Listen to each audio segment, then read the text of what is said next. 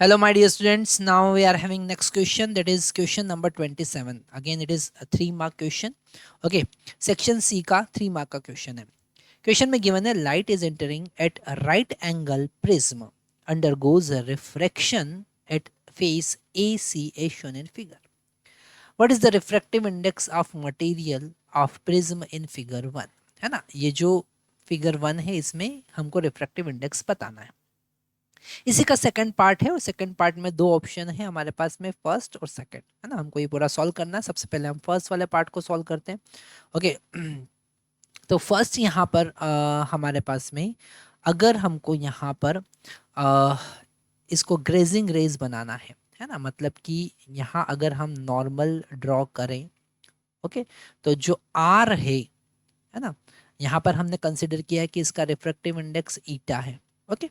और जो आउटसाइड है वो एयर है और ईटा 2 जो है वो यहाँ पर 1 होगा, है ना. ईटा 1 हमें फाइंड करना है. इस प्रिज्म का जो मटेरियल है उसका रिफ्रैक्टिव इंडेक्स हमें फाइंड करना है और एयर का रिफ्रैक्टिव इंडेक्स 1 है. तो यहाँ पर आर का वैल्यू अगर हम एंगल ऑफ रिफ्रैक्शन की बात करें तो आर का वैल्यू यहाँ पर r equal to 90 degree given है. आई हमको फाइंड करना है ना. आई फाइंड करने के लिए हम सिंपल सा कॉन्सेप्ट लगाएंगे यहाँ पर कि अगर ये एंगल 45 डिग्री है, definitely this angle also will be 45 degree. Okay, ये 45 डिग्री होगा और ये वाला एंगल जो आई है वो भी कितना होगा, 45 डिग्री होगा. तो यहाँ पर अगर हम स्नेल्स लॉ लगाते हैं, अगर हम स्नेल्स लॉ लगाते हैं तो स्नेल्स लॉ क्या कह रहा है, स्नेल्स लॉ कह रहा है कि eta 1 sine i is equal to eta 2 sine r. Okay, तो ईटा 1 का वैल्यू हमें फाइंड करना है जो कि इस प्रिज्म के मटेरियल का रिफ्रैक्टिव इंडेक्स है. और ईटा आई का वैल्यू कितना है, 45 degree is equal to eta 2 और साइन आर, ईटा 2 का वैल्यू 1 है यहाँ पर, तो 1 इंटू साइन आर, आर का वैल्यू कितना है 90 डिग्री और साइन 90 कितना होता है, साइन 90 1 होता है. तो यहाँ पर ईटा का वैल्यू 1 डिवाइडेड बाई साइन 45 मतलब 1 by root 2 that is equal to root 2. तो ये जो प्रिज्म है इसका रिफ्रैक्टिव इंडेक्स रूट 2 आता है. ओके, ये फर्स्ट वाला पार्ट हमारा सॉल्व हुआ. सेकंड वाला पार्ट की बात करते हैं. सेकंड वाला पार्ट में यहाँ पर क्वेश्चन में गिवन है कि if side AC of above the prism is now surrounded by the liquid of refractive index 2 by root 3 as shown in figure. Determine if the light ray continue to graze along the interface AC or undergoes the total internal reflection or undergoes the refraction into the light. तो यहाँ पर हमको ये तो समझ में आ रहा है कि जो ईटा 1 है वो रूट 2 है और यहाँ पर हमको चेक करना है कि जो एंगल ऑफ इंसिडेंस आई है वो क्रिटिकल एंगल से ज़्यादा है या कम है इस सरफेस के लिए, इन दोनों के कॉम्बिनेशन के लिए. ठीक है, ईटा 2 का वैल्यू डेफिनेटली यहाँ पर 2 बाई रूट 3 गिवन है. तो इस कॉम्बिनेशन के लिए हमको फाइंड करना है, इस कॉम्बिनेशन के लिए हमें फाइंड करना है कि क्रिटिकल एंगल से वैल्यू इस एंगल ऑफ इंसिडेंस की ज़्यादा है या कम है. तो सबसे पहले हम क्रिटिकल एंगल फाइंड करेंगे. ओके, हम बात फाइंड करेंगे क्रिटिकल एंगल. और हमेशा पता है कि टोटल इंटरनल रिफ्लेक्शन के लिए लाइट हमेशा डेंसर से रेयरर में जाना चाहिए. हम क्रिटिकल एंगल फाइंड करेंगे sine i c is equal to, जिसमें रेयर में जा रही है मतलब 2 बाई रूट 2 मतलब eta 2 divided by eta 1.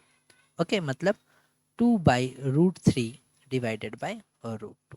Okay, इसको हम सॉल्व करेंगे तो साइन आई सी का वैल्यू हमारे पास में आता है root 2 divided by root 3. Okay, और इसे हम जब सॉल्व करेंगे तो यहाँ पर क्वेश्चन में हमको हेल्प में गिवन है कि जो sine inverse 2 root 2 by root 3 का वैल्यू कितना है 54.6. कितना है 54.6. तो इसका यहाँ से जब हम साइन आईसी कैलकुलेट करेंगे तो 54.6 डिग्री है. अब एंगल ऑफ इंसिडेंस है ना, यहाँ पर अगर हम एंगल ऑफ इंसिडेंस की बात करें तो एंगल ऑफ इंसिडेंस जो है वो है 45 डिग्री। कितना है?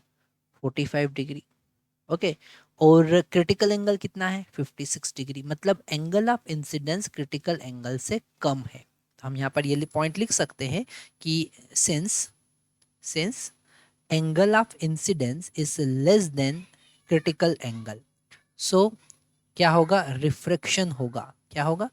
रिफ्रैक्शन होगा। तो यहाँ पर हमने ये पॉइंट कंफर्म कर दिया कि इस सरफेस पे रिफ्रैक्शन होगा।